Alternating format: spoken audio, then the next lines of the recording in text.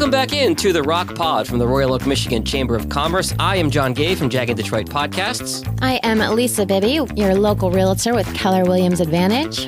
I'm Trish Caruth, third-generation jeweler and owner of Your Personal Jeweler. I am Andrea Arndt, attorney at Dickinson Wright.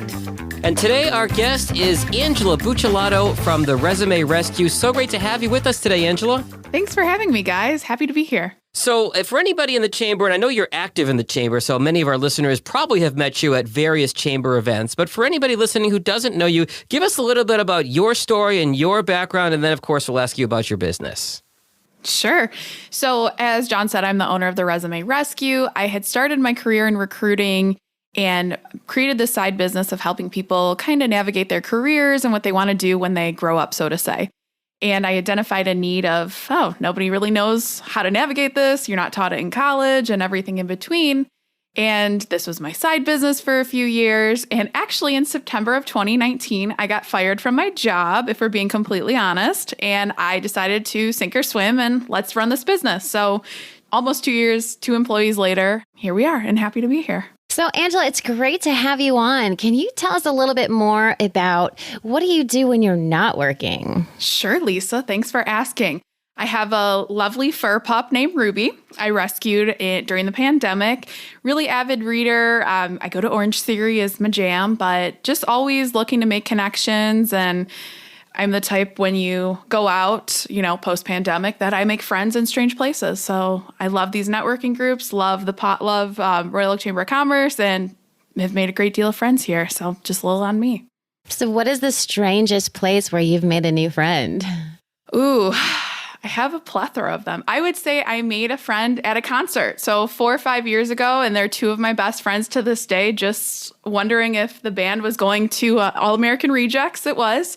And just because I'm nosy, and I interjected myself in their conversation, we exchanged numbers, and going on 5 years later, we're still the best of friends. So kind of funny that we do that. Just made another friend at the bar the other night that's moving here, and it's just something I love doing, which sounds weird, but it's true. The radio DJ in me wants to make a pun here, so let's move along to our next question since you mentioned All American Rejects. Oh my gosh. Well, let's get a little more into your business and some advice to give to some of our listeners or listeners' children. So as you know, there's probably a lot of stress associated with kids and young adults trying to find jobs. And whether it be looking for summer internships or part-time jobs or even full-time jobs, can you give some pointers to help high school students and college students on preparing their resumes when they're looking for these types of jobs? The big thing with when you're looking for a job and how to tailor your resume is to read the job description and change it. I mean, me personally, I could have been a technical recruiter, a talent acquisition professional, and about 5 other different terms, just depending on the organization that was hiring me. So it's really key. It's not the spray and pray approach. It's going to be, hey, change the wording, make sure it sounds appropriate. And as far as looking for those jobs, and it's very stressful for kids graduating and going out into the real world during a pandemic, but networking your butt off for it. I mean, LinkedIn is such an asset. There's Clubhouse. There's so many other aspects. And my number one piece of advice I tell people is, what's our go-to? How are you doing? I think we all said, oh, we're good, and all of that. But Andrea, the big thing there is just kind of changing your way of saying, hey, I'm actually looking for a job there. So that's the big aspect there. That's really helpful. And I'm sure a lot of people will be able to make some good changes to their resumes based on that. You did mention reaching out on LinkedIn.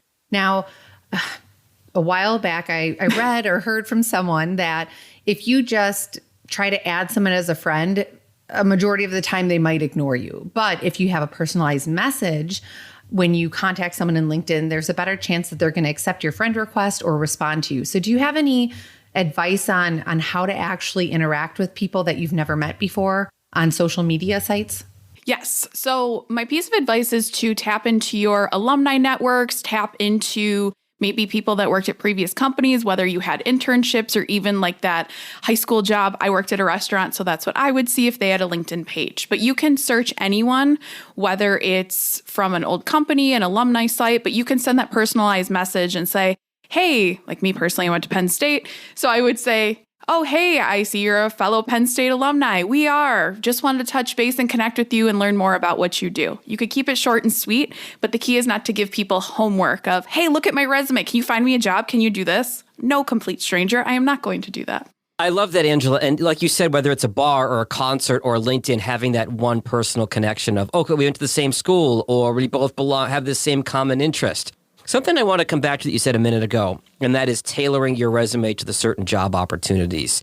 Are you seeing that a lot of times the first pass or almost the first pile of resumes to get through, sometimes they have computers that are scanning for certain keywords? Is that part of tailoring your resume to the job description in case there's, for lack of a better word, a bot that's searching for certain keywords in your resume? So what it is, it's an applicant tracking system, and it's kind of like a virtual assistant. So you can put in titles or tags. Skill tags is what we call them. So if I'm hiring a recruiter, I'm going to say I want someone with client interactions, maybe a bachelor's degree, staffing experience. Those 3 are going to be my skill tags. As applicants apply to their jobs, or to my job, I should say, it's going to highlight on the resume where those skills are applicable. So when you're changing your resume to fit that job description, it's going to highlight it more and say, oh, look, here, John has all this experience and why he's a great fit for your role. So the number one misconception is that it's an automated bot. Okay. It's actually going to be a real human like myself that would go through and accept or reject you. But you stay in their database forever when they're looking for a job. I don't know why there's so much bad information out there on it, but there is. So just happy to clear it up.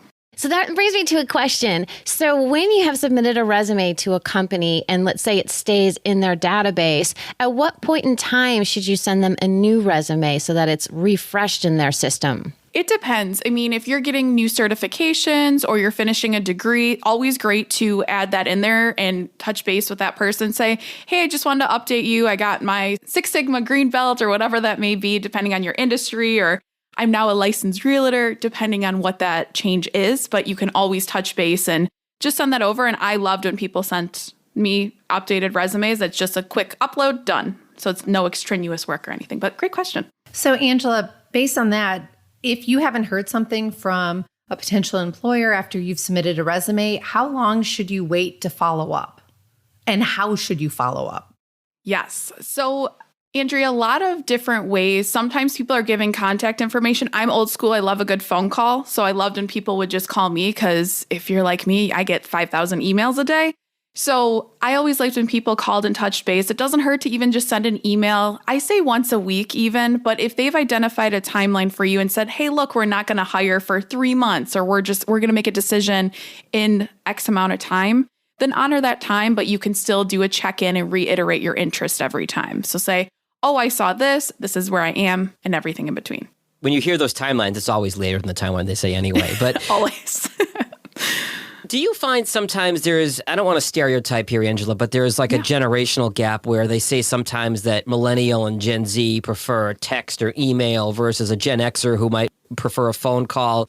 Should that factor into that decision process at all of who you're dealing with or just finding out from that individual person what type of communication they prefer?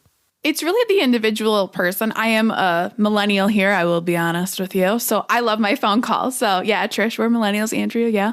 But I like my phone calls. I am the worst texter in the world, me personally, but it's just identifying what works best for you. And I have found some applications change and say, how do you prefer to be contacted? So that's always great to see there. And apparently, Angela, your dog agrees. There we go. Yes, apparently Ruby does agree here that it's so funny. She doesn't bark until someone touches our property. And then she's just really adamant and, passionate about what we do here at the Resume Rescue, So Angela, with all of this technology and everybody's, able to email, Zoom call, or text, how important is it to walk in and actually get a face-to-face and hand over your resume as opposed to just emailing it? A lot of people aren't loving the walk-in, well, especially during the pandemic, but even before so, you still can walk it in, but it's not going to make or break you. It's actually kind of more work on someone because you have to manually scan in the resume and upload it.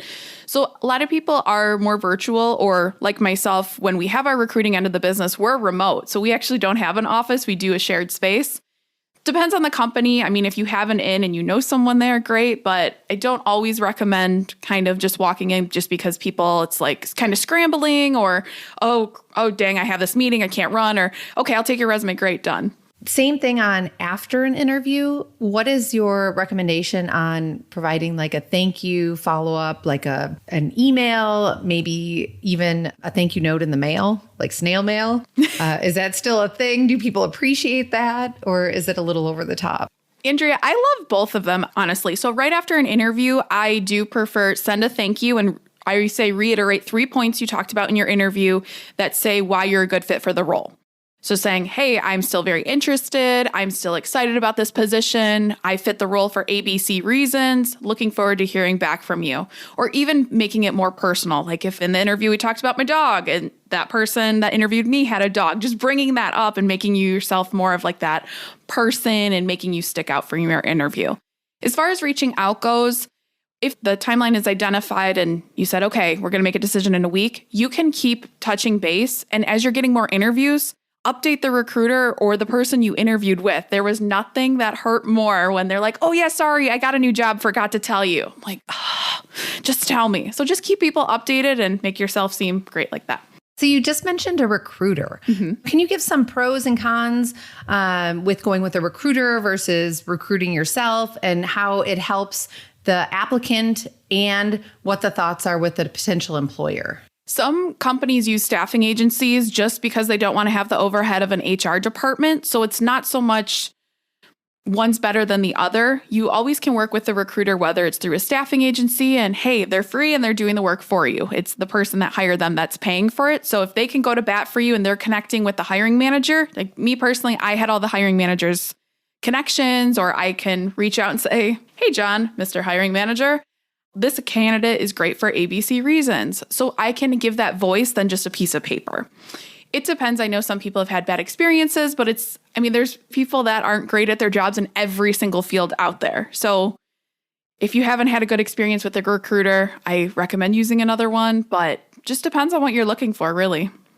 If a potential employer has two candidates that they're interested in, one who has a personal recruiter and one who doesn't, are they maybe more likely to go with the applicant who doesn't have the personal recruiter so that they don't have to pay the recruiting fee? Depends on the position, because typically what a lot of people don't realize is when people hire staffing agencies, they usually have anywhere from 10 to 20 plus, like the big like Google, Microsoft, and large conglomerate companies like that. They have tons of staffing agencies and they only go through those for contract hires. Sometimes the direct hires are just directly through the company website. I wish I had a perfect answer, but not to beat around the bush, but it is really dependent on the situation and how the company is structured. So it doesn't really come down as much to, is it you have a recruiter talking on your behalf or not? It's usually direct hire. They don't always have a staffing agency or recruiting company working for them, and more so on contract. Like I probably worked a lot more contract to direct hire roles than my actual direct hire roles, but just my experience. But great question. Yeah, thanks. And just for anyone's information, really, I have done it both ways. I have actually used a recruiter and it was painless and easy. And I felt like I didn't have to be the bad guy in negotiations. So right, exactly. It was actually pretty nice. And it was probably the easiest way I could get a job because they set up all the interviews with lots of different firms. And I could just sit back and wait. And, they would ask me what my schedule was. And I'm like, this day works. Right. It's awesome. Personally, I really liked it. But I know going forward, I probably wouldn't use a recruiter again necessarily.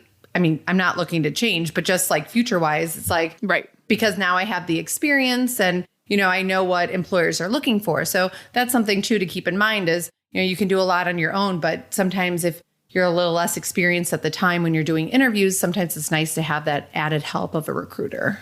It is, for sure. Absolutely. And you're not trained in college, too, of what do you effectively ask for or what makes sense for your market or anything like that. So absolutely. Love that story. Everyone is active on social media nowadays. Andrea mentioned earlier LinkedIn, which is more of a professional network. But you have Instagram, Facebook, Twitter, and some of the things that people post on there aren't necessarily professional. So how would you recommend that people go about with business branding? I know I had a girl reach out to me wanting to do an internship on Instagram. And as soon as I looked at her profile, I was just like, I'm not going to hire you just based on what you're posting. Like, yeah, great. Right. It depends on social media. So if you're in a marketing field and you're going to build your business off of it, absolutely. Me personally, I got hip with the cool kids and downloaded TikTok finally because a lot of my competition was doing it. And I've gotten clients off of TikTok. I'm like, what is this sorcery? I like bought a video on how to do it. I feel like an old lady here. It's fine. We're figuring it out.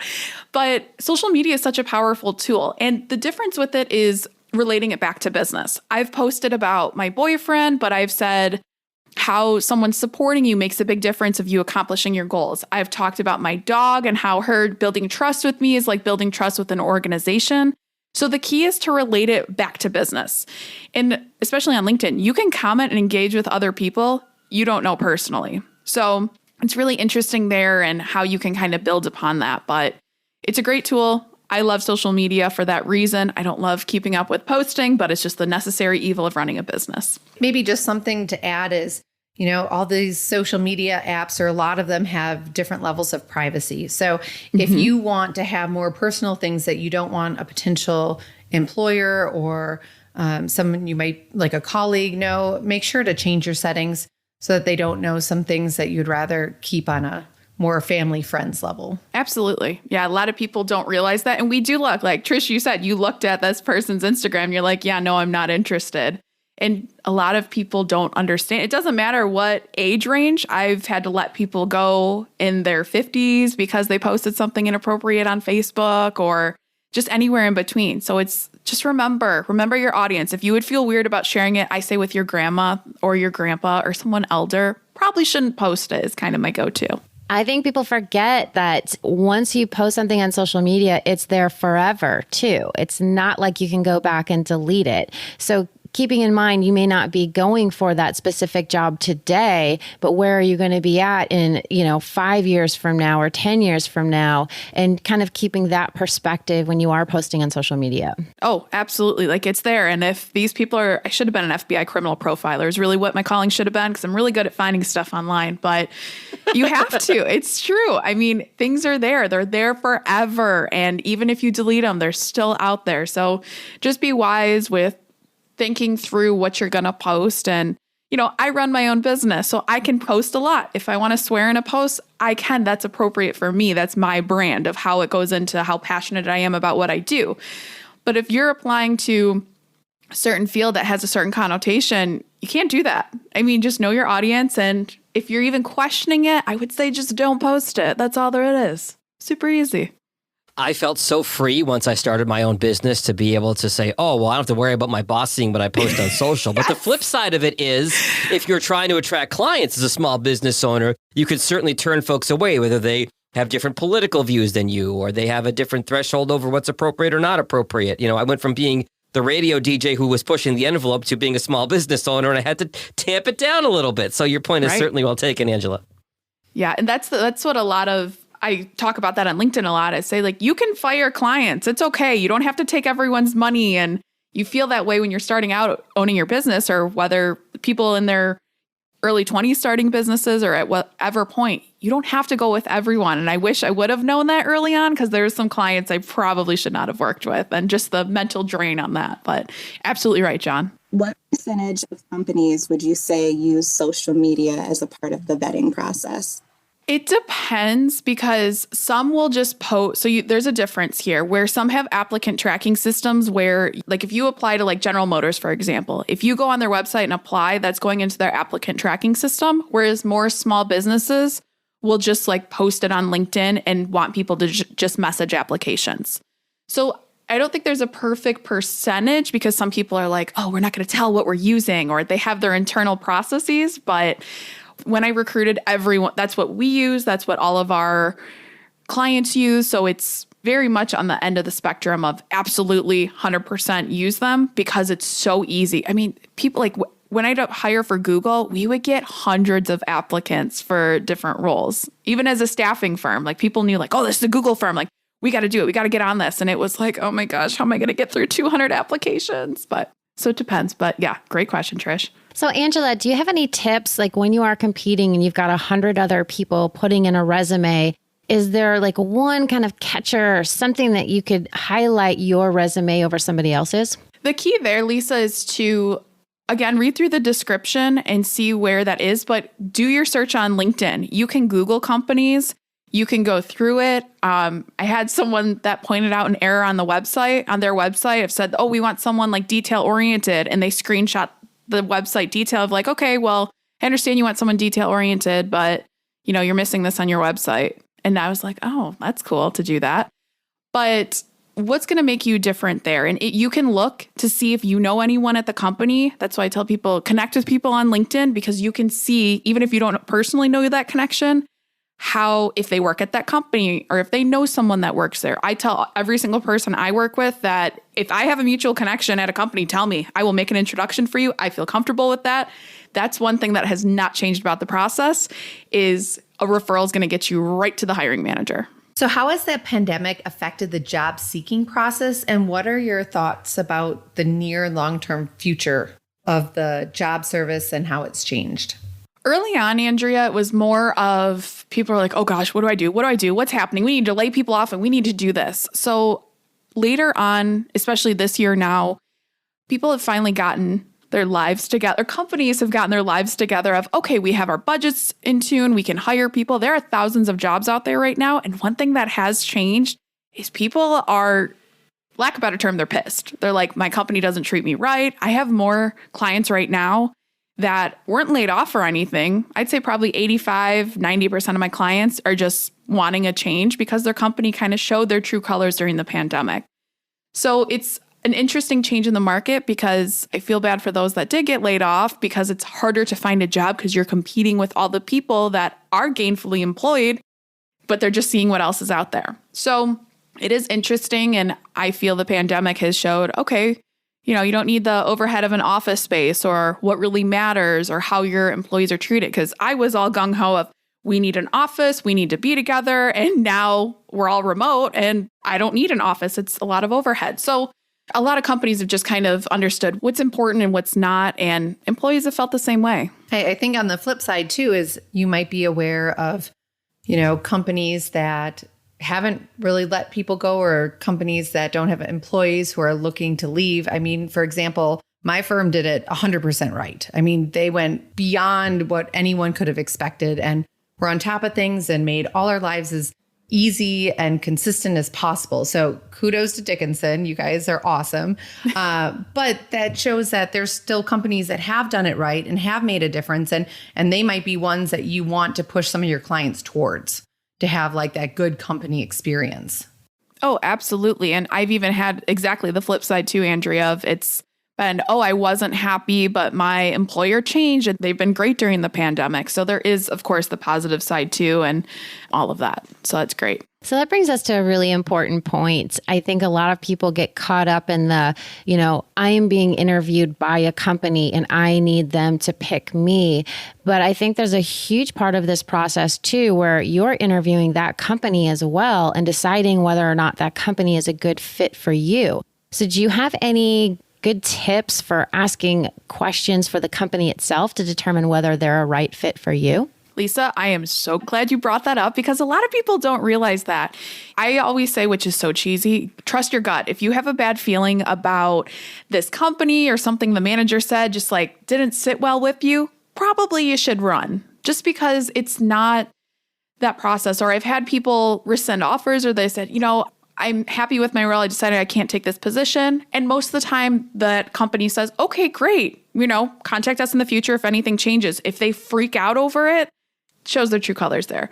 But the good questions to ask is just, where would you hope I would be a year after this position? Or what's your goal out of this position? Or why are you hiring this need? You need to interview the company and ask as many questions as you want. If they're getting visibly upset or just frustrated with you, okay, what are you going to do when a project goes wrong or you're starting a new position? I'm a question asker. I'm a chronic question asker about anything. So when I was interviewing, I'd say, okay, if they're getting annoyed with me, like this isn't going to go well, because I'm not going to sit here and waste my time trying to figure something out if you or doing it yourself? It's just like good leadership, just all over different questions you can ask. It's the old cliche about you only get one shot at a first impression. That first impression can certainly tell you a lot.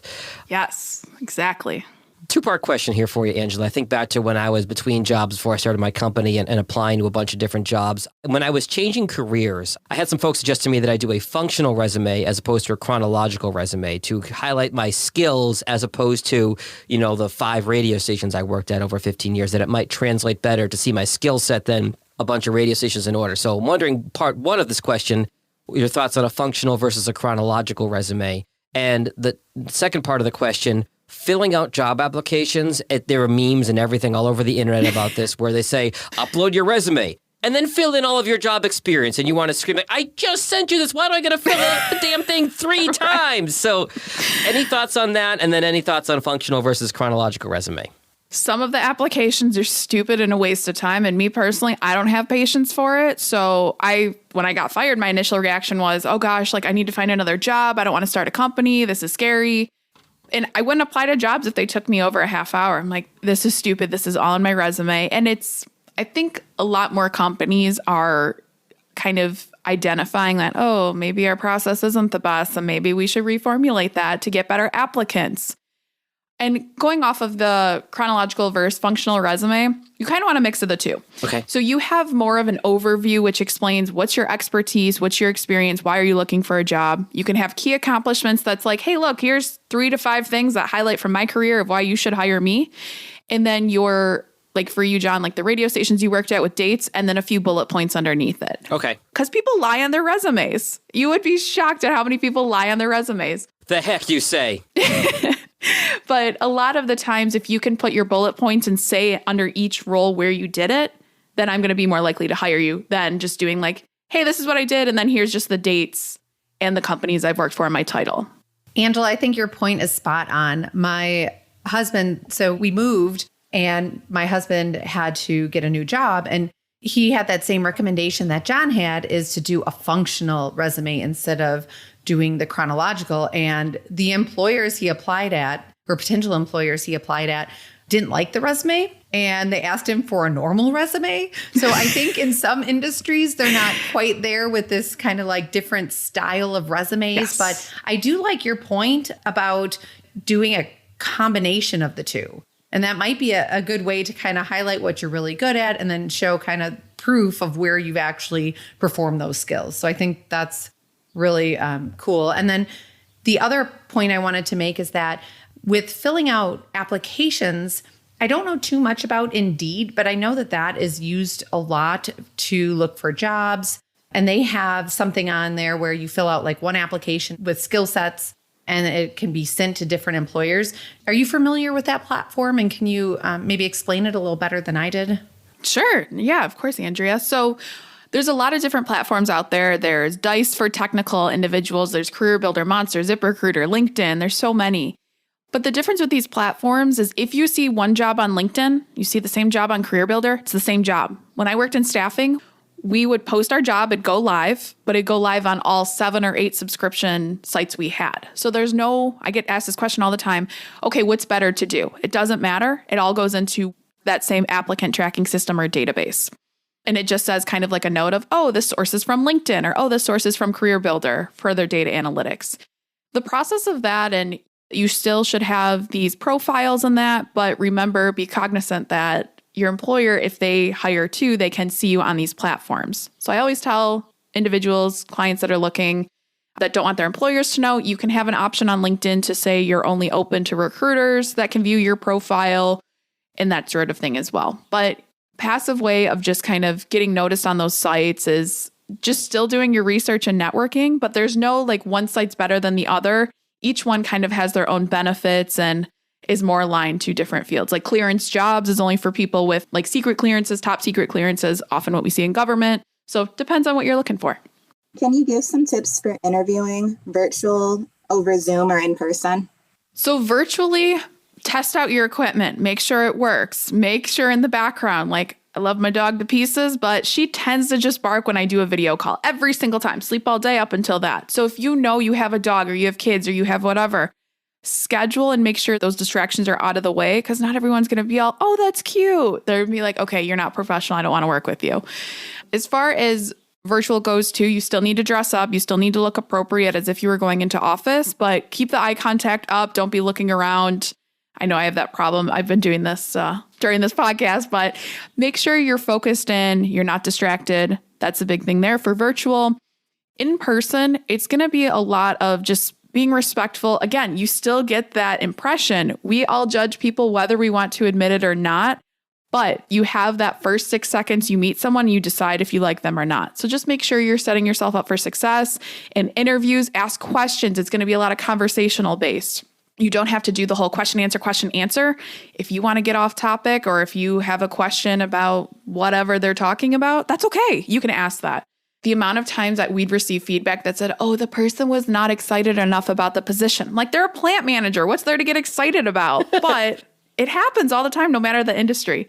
So just letting your personality shine and showcase who you are. I interviewed this the same way I'm talking to all of you. I've meet people like this. I work with clients like this, and it's gotten me a lot of business and it's gotten me a lot of job offers previous to owning my business. But great question, Trish. Well, Angela, in the first 6 seconds I've met you, I liked you. Thank you so much. Thanks.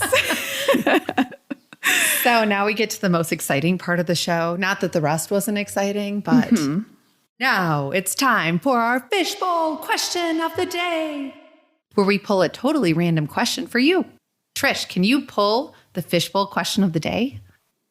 My son asks me this question almost every day. If you had a superpower, what would it be? I'd like to fly. It would be so cool to fly. Just feel like different aerial view. I originally was going to be like, I'd love to read minds, but I feel like that'd get way overwhelming. So absolutely not. But I think it'd be cool to fly or to run fast, because I'm such a slow runner. But that's a great question. I'm going to have to ponder on that. One of those two. So you're thinking like the Flash meets Superman. Yeah, exactly. Ooh, I like it. Flash woman, we could be, something like that. Super Flash woman. Yeah, there we go. We love it. Ladies, we might want to think of a better name than Flash Woman. Did think of that one, Lisa. Good point. Especially as you're flying over everyone. As the lone guy on this podcast, I am staying clear of that one. I didn't even think of that. That's so funny. Well, you would have superhero powers. Yeah, you would. Duh. Come on. Oh, I told you it's the best part of the show. It is. That was great. I'll think on that. It won't be Flash Woman. Got it. Super Flash Woman. Sounds intriguing, Yeah, you want to think of your job you're going to go apply for 5 years from now. Angela, it's been great having you on the show today. In addition to your fabulous superpowers, your superpowers in the resume rescue. If somebody wants to find you for help with their resume, job searching, job seeking, what are the best ways to find you? I'm big on LinkedIn, so if you want to just look up the Resume Rescue or my super long name, which I'm sure will be in this podcast, I'm on Instagram, TikTok, Facebook. Find me on one of those. Connect with me on LinkedIn. I share great tips, even if you're not interested right now, and we can touch base in the future and see what works for you. Thanks for having me, guys. Oh, our pleasure. My name is Andrea Arndt. I am an intellectual property attorney at Dickinson Wright, and I help my clients protect their inventions and build their brands. You can find me on LinkedIn and on our website, www.dickinsonwright.com. I'm Trish Ruth, third-generation jeweler and owner of Your Personal Jeweler. I specialize in creating custom engagement, wedding rings, and fine jewelry. You can find me on Instagram and Facebook at The Personal Jeweler or our website, thepersonaljeweler.com. My name is Lisa Bibby, and I am a realtor with Keller Williams Advantage. I put the real back in realtor. Are you looking to get your house featured on one of my epic listing videos? I can get the most eyes on your property. You can find me on Facebook, YouTube, and Instagram at Sold by Lisa B. I am John Gay from Jag in Detroit Podcast. If you enjoy listening to this podcast and want a podcast for yourself or your business or your nonprofit, you can find me online at jagindetroit.com or on social media at jagindetroit. I want to thank you for listening to this edition of The Rock Pod from the Royal Oak Chamber of Commerce. You can follow the podcast wherever you get your podcasts, and we'll talk to you next time. Thanks, everyone.